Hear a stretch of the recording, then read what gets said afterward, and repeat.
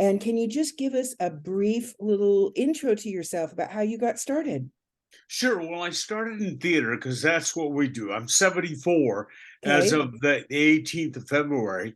And back in the Wow. day, we didn't have comedy clubs or improv groups or anything. We just went into theater. So I went from high school to college to graduate school at Cornell in the East, started acting, got an MFA, and then I didn't want to, walk around the streets of New York. So I went to Australia. Wow. I was light on Shakespeare, as an agent said. Now, when would you hear that these days from an agent? Well, you're light on Yeah, Shakespeare. So I really? was doing Shakespeare and going in doing a little Walter Brennan and characters, Paul Land. I was doing a lot of Paul Land. I loved it. And I was leaving, and a couple of producers said, "We like you." And I went, "You do? Why?" "Oh, you're so big. We can't get the other actors to be that big."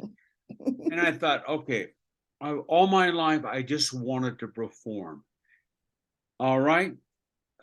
Apparently, you know, exaggeration is a natural thing because I grew up around the deaf and my mom did. And we're exaggerated. Well, I'm incapable of subtlety. I was great at theater until Chekhov came along. Then the pilot light went out. So within couple of years, I learned how to do voiceover in Australia, doing commercials. A couple of years later, I was in Los Angeles doing at Hanna-Barbera. How did Started that, with Scooby-Doo's. but how did you jump from the acting and being in Australia? Did you move to LA and right away get an agent? How'd that happen? No, no, I moved back to Seattle to do industrials. And somebody said, "Oh, well," and I came in with a big sweater on and bell bottoms, and the guy said, Rainer Ray, said, "Do you can you do a suit?" And you go, "Oh yeah, I do costume work." And he went, "No, this is an ad agency. We're looking for a creative director." Because I'd written so many Coca-Cola spots and stuff in Australia, and I'm like, "Yeah, okay." And I made like under 17,000. I thought, "Oh, I've made it." Right. I wasn't cashing checks. So I saved my money, met my wife to be, and still my wife, and moved to LA. I met a producer in Tahiti on the beach. Wow. And I Oh my said, gosh. I'm sure he said, "Look, if you don't do Poland, I'll audition you." Well, I came to LA and he hired me to do a Scooby Doo, and I started right there, 1979. Later on, Wow. when I had a career, about 3 or 4 years later, I said, "Why'd you hire me all the time?" And he goes, "Well, felt guilty. You brought in down this new wife, and I felt like I had to." And I went, "Okay." That's how I got started. No, I was 3 years without a regular. Now, how did I do that? Well, I hung out with older guys, which, they were about 50, I was about 30, and they figured I was a player when I wasn't. And so when someone asked, "Well, what are we going to do about this duck voice?" "Well, get Fraley." See, I wasn't waiting tables. I had Yeah. saved up money and went to LA and didn't work but as a voiceover guy. Yeah. And Wow. he What? called Herb Tannen, who was the agent at the time, and I got hooked up. So, and 3 years later, I started really pounding it, getting a lot of work. I think I know what the first big thing, really big thing is that you did, but you tell us. The first really big thing that you did. Well, I was in Incredible Hulk as a regular. That was my first regular, about 82, 83. And then Filmation. And then I did a movie with Barry Gordon and Fred Wolf produced. And then Fred Wolf had fired the director because he recorded the pilot on a Saturday and took 4 rolls. And he fired him. He was mad. He was very frugal.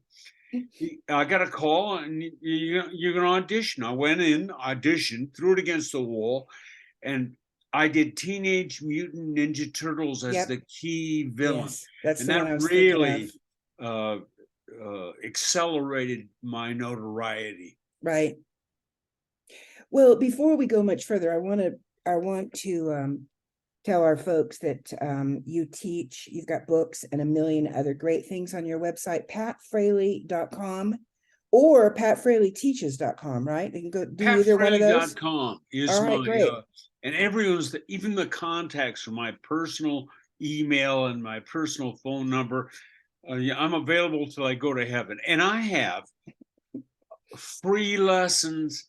I have 30 home study courses, along with some majors, character animation major, audiobook major.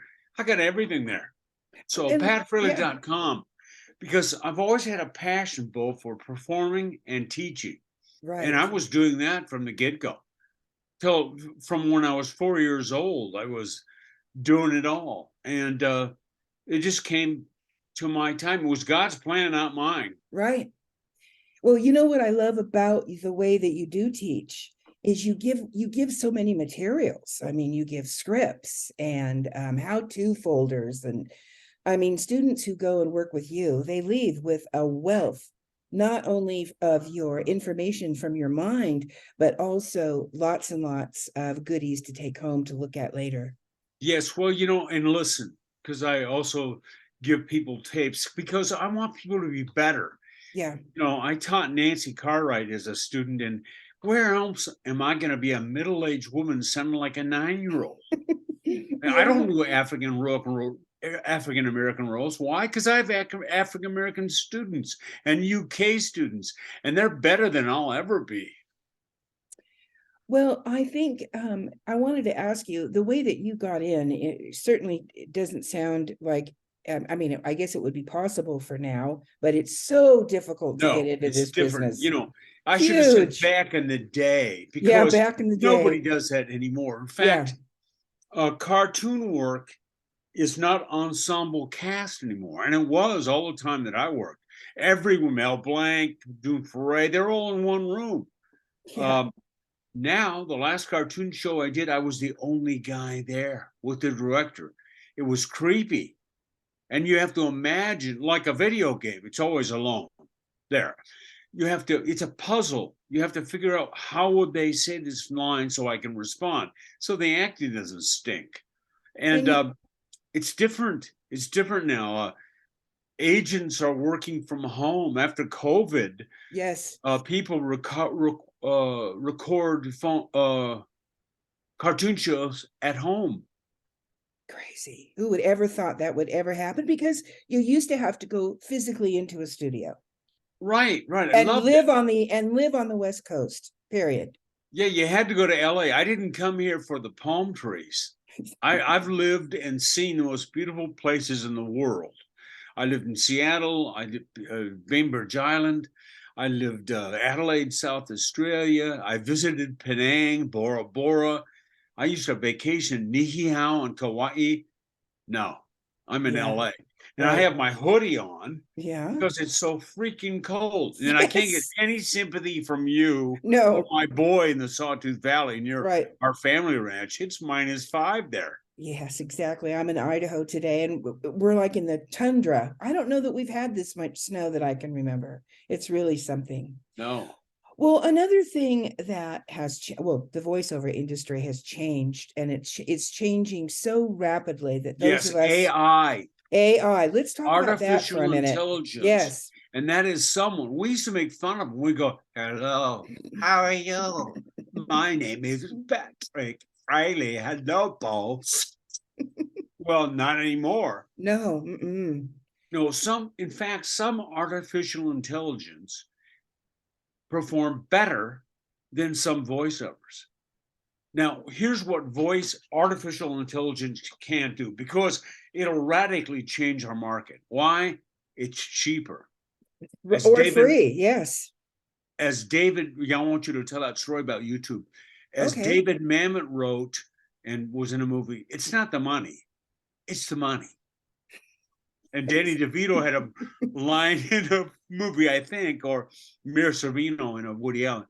And it was, we call it money. Or no, it's the money. That's why we named it money. Well, it So is the it's money. cheaper. Yeah. And also they're getting very good at it. It's going to affect production, agents, voiceover, everything. Everything. But what artificial intelligence can never do are two things. One, act. Two, exaggerate. They can't do it. Yeah. I was listening to a book by Scott Brick, an audiobook last night, Right. Yes. the Orphan X books, and he goes from A to Z on stuff. He changes all the time.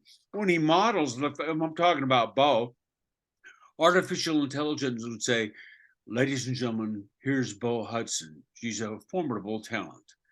Well, he'll go, ladies and gentlemen, this is Bo Hudson. She's a formidable talent. He's modeling you. I mean, he models people he narrates about. No artificial intelligence can do that or will ever do that. Yeah, I hadn't thought about the audiobooks and how many different characters a voice talent has Well, to they can't, suggest, they not can act out. You suggest, they taught me can't that. act. That's right. You know, Well, if you say yeah. this, nice hair to me. Yeah, nice hair, Pat. Thanks. What are you getting at? Now say it sarcastic. Say it sarcastic. Yeah, nice hair, Pat. What are you getting at? I Yeah. changed because Yep, you that's right. changed. That's right. And AI can't do that. Now, producers don't care because, it's the money, right? But exaggerate. In all cartoon work, not all, but many call for exaggeration. Right. Yeah. What are you getting at? Right. They can't do that. They can't change like humans can. And there Right. will always be, just like opera, there are always people that will pay the money and want something better. I It'll hope always so. be that way. You just have to seek them out and stick with them. Well, I think that one big problem is, for instance, sometimes as voice actors, we get auditions where we have to sound alike. We have to do a sound alike of a famous actress or something. Right. I do Robert Redford and James Woods and a couple of them, which are great because they're a grand a pop for a couple lines because they're not available to do automatic dialogue replacement or dubbing. Right. The contract says if they're available. So they'll use us until they get Bob in there for an hour. Right. But I guess the problem might be, let's say they want Judi Dench. Let's say they want someone that sounds like Judi Dench for an animated new series. Okay. Well, now they can take a Judi Dench clip of her real voice and put in a transcript of anything they want, and it'll sound like it's Judi Dench. Right. That's they can't act, but they can't act. But they can take what she's already done and duplicate it in different phrases and different words. And that's really scary. Right. Well, there's a couple of things. First of all, movie acting is one of the most important things is believability. That's why we see movie and we believe Humphrey Bogart and Michael Caine, right? Yeah. That's fundamental. With voiceover, as my buddy and comedian Brad Garrett says, give them a little more, kid. They can't see you. So voiceover implies a little oomph, even on some like video games, which is not as exaggerated as cartoons. So you split the difference.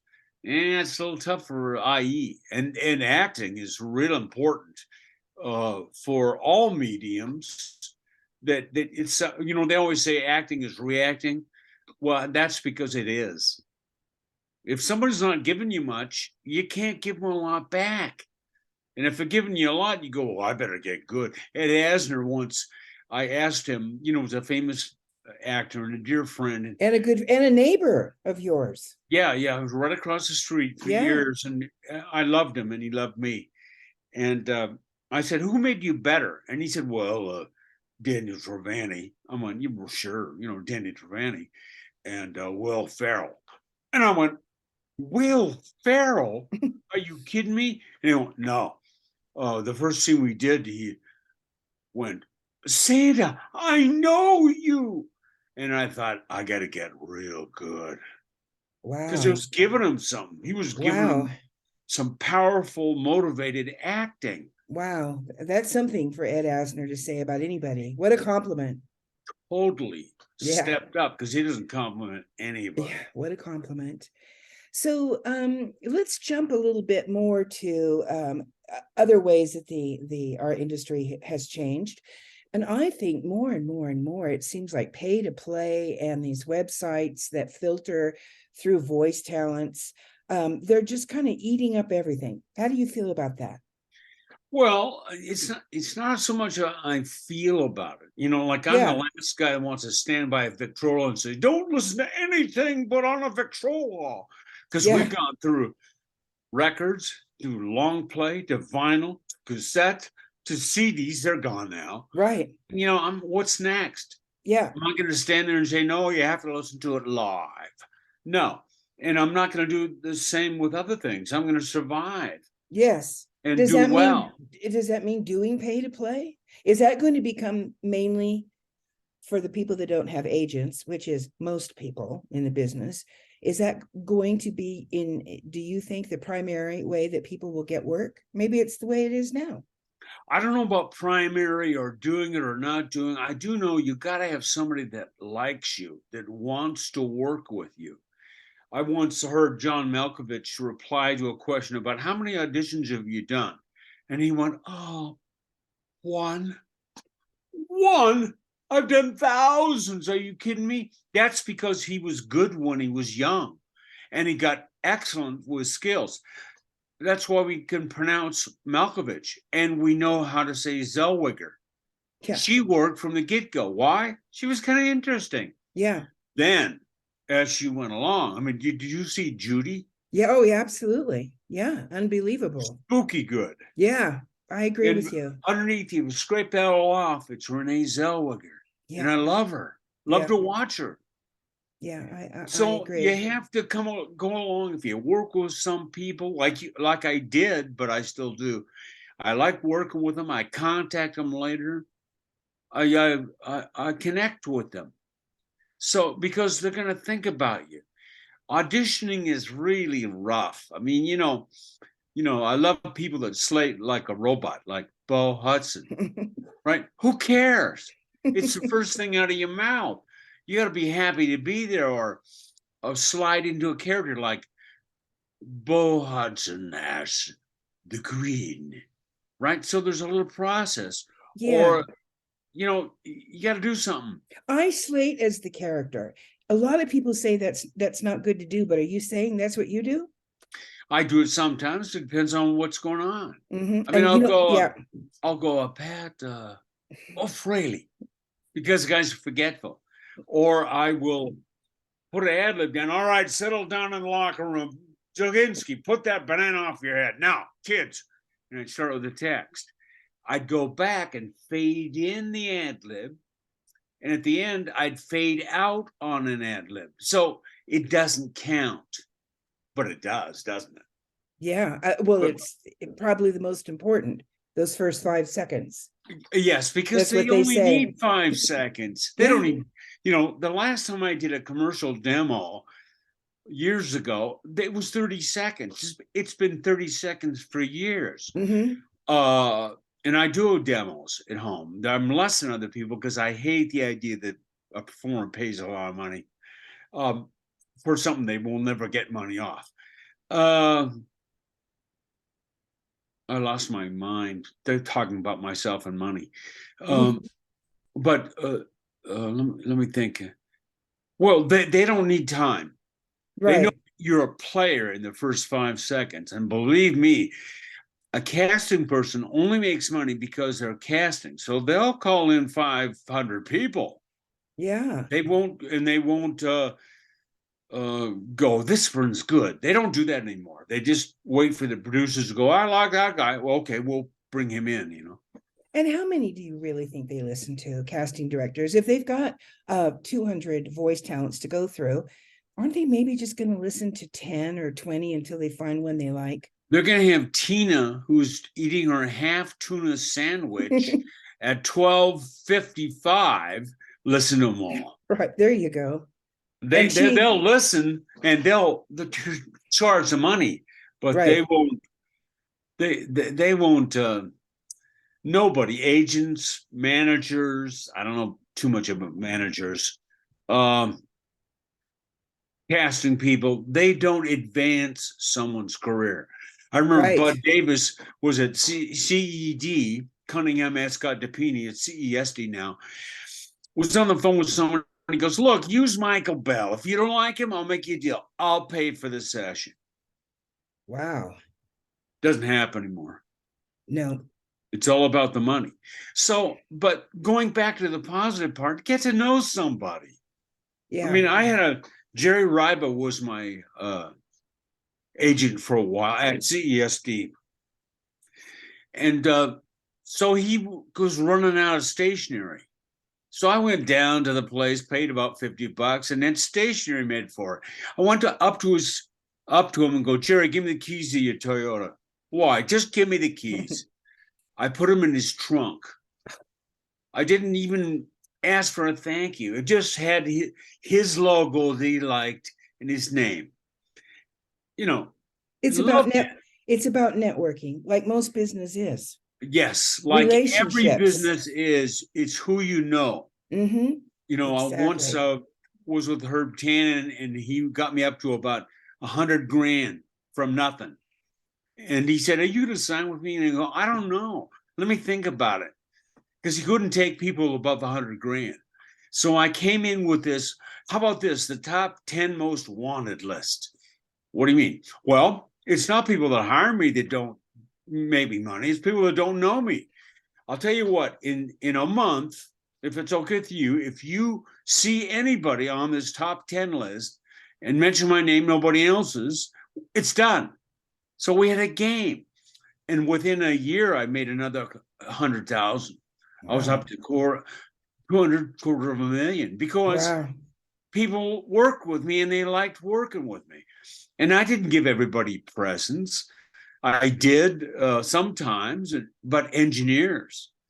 I had a joke at one place, and the engineer, Debbie, very good engineer, I'd take a 20 or 50 or something. And as we got the cast and the volume, I went, Debbie, can I just be just a little louder than Bob over here? And I put the money up in the squirrel cage in the mic, and it was a big laugh and a joke. Listen, she had so much money after we worked together because I would make that joke. It wasn't much money.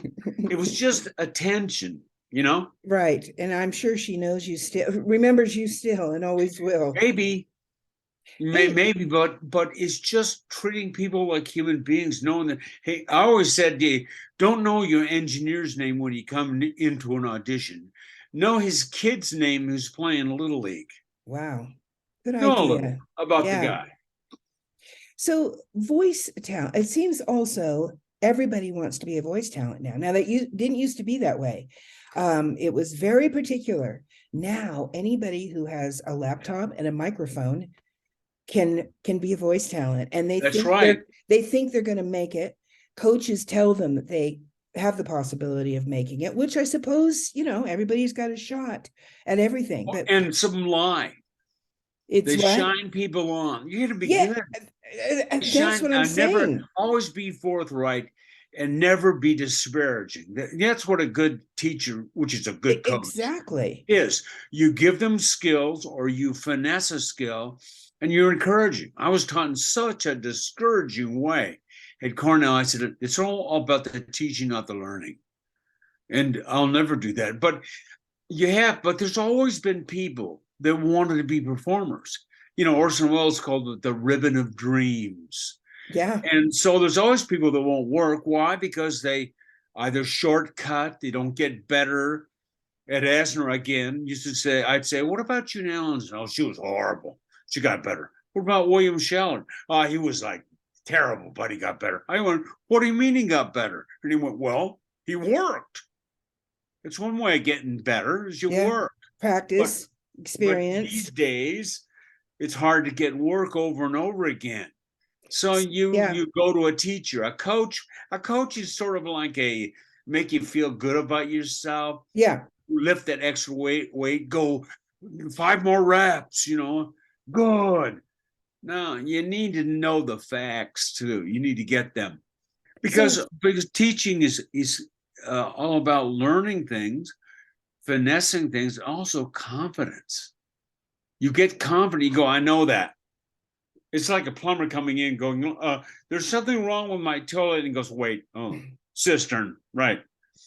In fact, when they give me a bad time, Bo, they go, look, I'll do this. You stand over there. I go, look, can you do a 300-pound Scottish duck with a lisp? Okay, I can. So you do that and I'll do the duck. Right. So what would you tell aspiring voice talents who probably are not yet a voice talent, but think if they put a shingle out, they can call themselves a voice talent? And that mixed with this, maybe for the last 10 years, they don't want people that sound like voice talents. They want people that sound like they're off the street. Right. After there was what do they call it? A strike years ago, and they got used not to authoritative male voices. They got used to amateur sounding voices. So that hit us. Then the union was never a skill union. They had to go to the union, though, to get good people. They don't need to anymore. Sometimes it's difficult for them to find the right voice going through a bunch of people, and some are really bad. But as far as the shingle on their door, everyone should know, don't do that. That's a waste of time and money. Get some training. Talk to somebody, make a connection. I was making a demo for a gal named Ruth Peebles, who's a very good actor and very good. And she was saying, I don't have an agent. What do I do? And I said, look, I know two people, Bill Holmes and a guy named Fraley that does video games. I'll ask them and get back to you. Then they can get hold of that person and say, look, Pat Fraley mentioned your name and said you were excellent, and I'd like an agent. They got somewhere to go. Or go to a person that works, another performer, and say, who handles you? Because you're good, and I need an agent. Then you go there and go, Michael Bell suggested I give you a call, or he was talking about good agents and your name came up. You work it. You work the business side. And you also learn. You learn what you don't know. So you go, I know that. So when you offer classes, and I know you still do you rotate them throughout the year? Like you'll do one on audiobooks, one on characterization, that sort of thing. And which is your favorite to teach? Or maybe you don't have a favorite. Well, they're all, what I do is I have things that are recorded and unwritten. They'll take a home study course. All they need is a mic, and they do their homework. And then I guide them. I listen personally to everything they do. And I go, that's good. Okay, but here's what I want you to do on take 2. That happens quite a bit. 3 sometimes. And go, that's better. It's always better. If it's not better, I go, do it again.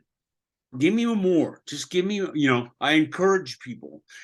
As far as what I like to teach, I don't no longer, because all the private studios are closed. You can't feed them. You can't. They can't go to the bathroom. They can't share a mic, dude. Because of COVID. Do? Because of COVID. But they can work. Yeah. Yes, but they can work at home. Yeah.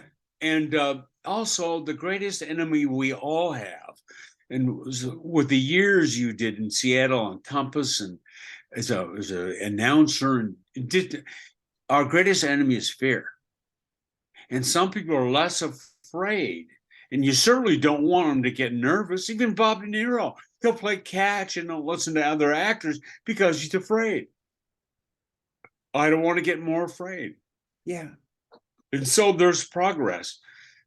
It's rather like my Hamlet is so good at home in the living room. And you make the transition into a studio and they're paying you. And that helps. Well, if people want to get a hold of you, are you still like these private lessons? I know you've got, how many books do you have on your website? Oh, 20, 4 or 5. 25? The last one Okay. I wrote was The Boy with 6 Fingers, and it's short stories. And since I'm dyslexic, it annoys me when a short story is more than a page. Yeah. So they're all 1 page. Great for audio samples and stuff. But nevertheless, I've got books and free lessons on my site, patfraley.com. And if they want to email, which is faster, Yeah. and a phone call. They can call Okay. me, but Yeah. email and say I'm interested in what. I'll get back to them Right. Right. Right. pronto, because that's what I do. Yep. I'm old. I'm the old guy, the sage, who has all the wisdom and very little energy.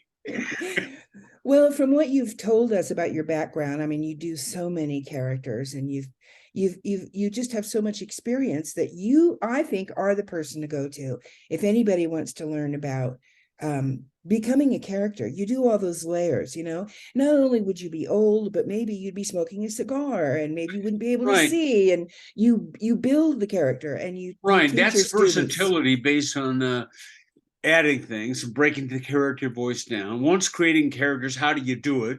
And once develop them, because you take a two-dimensional character, hey, how you doing, tough guy, right? And you make a three-dimensional character out of them. Because they really have to be three-dimensional, even for character voice. When people say, why did you have such, why do you have and had such success at cartoons? I said, because I cheated. I acted. Yeah, acting. It's anybody who says voice talent or voice actors don't act, that's the lie. You have to be an Used to actor. be a narrator, had a certain kind of voice. Nah, no Yeah. more. No, It's that's out. always acting. It's always It's good out. actors. Well, Pat, we're running out of time, but I want to remind everybody that they can get a hold of you at patfraley.com, and that's Fraley, the Irish guy who teaches voice acting. Yeah, except it's getting to the point where if I'm not Irish, I can't play an Irish character. When I came to town, even the policemen on cartoons were Irish. Now it's getting a little restricted, but Yeah, we still make fun of Russians, yeah. no matter what. Yeah, and their accent, that's a difficult accent too. But you have a whole thing on your website about how to Yeah, do a accents Russian. on dialects, and Yes, also you some in the do. bookstore. Teaches you like the basics of how to do a Russian dialect, Yeah, and how to do an Indian dialect, a Punjab dialect. But yeah. Rusi Teller told me, don't bring your tongue toward your front teeth, and you're fine if you do this like this. Shortcuts. Well, everything's on your website, and I hope that people will go there and just check it out and just browse around. And what are you working on now? Are you doing anything special? Well, today I worked on a demo, and so I did a Yeah, lot of. right. Oh man, I had a fist fight, and I was in the studio yesterday with the talent, and I had some lettuce to break the right. Yeah, And now there's a great thing on YouTube where you can actually download the sound. So I get a chair squeaking, a buckboard. And right. I'm working on that, and I love it. I love working with you and just talking to you, Bo. Thank That's what I've you. always loved. Let me ask one, this is a big thing. I'm going to selfishly ask you this. When you do character demos now, the way that we like your character demo, that I haven't heard your new one, but the one you had with the that would be your break, the I was the scene. first person in the history of voiceover to have a 1 minute demo. Why? Because I had a 60-second piece with that. Right, I I do loved it. voices. That's my game. I do. Right. Yeah, I wrote a little libretto, and that's it. Well, Put me on the map, and I kept that. is that still in vogue to do your different characters like shotgun style? Because now people say you should do like 15 seconds of one character, No, 15 they seconds don't of need another. 15 seconds. Why would they need that? No, they don't need time. They They don't need need about time. 8 characters in a minute. I charge about $1,800. I pick up the studio if we need it. Yeah, I produce, direct, and write yeah. also, because everyone's different. You have, Everyone, and yes. it's all based on fulfilling archetypes. Like they might not say a silly, stupid character or a large, gruff man, but they need that fulfilled. So I do Eddie graffiti something for the gruff guy. He'd shoot you in the kneecap, but he wouldn't want to. Here's a pre-laugh. He goes, "Hi, I'm gonna kill you now." Oh, Pat, I love you. I love talking to you. And I just wish you the best of everything. You're just such a great guy. Thanks, and you too. You're, Thank you. by the way, below Driggs, my great uncle I Franklin am. Driggs. I know. It's my family name. And my His name was grandfather was Burton Driggs? Driggs and bought Wow. a ranch in the 40s in the Sawtooth Valley. So Idaho and Driggs, especially, it's very fond of me. So is your ranch is still there, right? Oh yeah, I visited.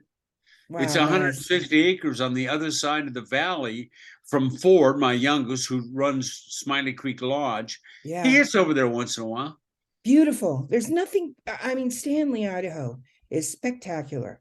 Yeah, Absolutely except gorgeous. Ford doesn't like to go there, or the other people, because it's sort of too touristy.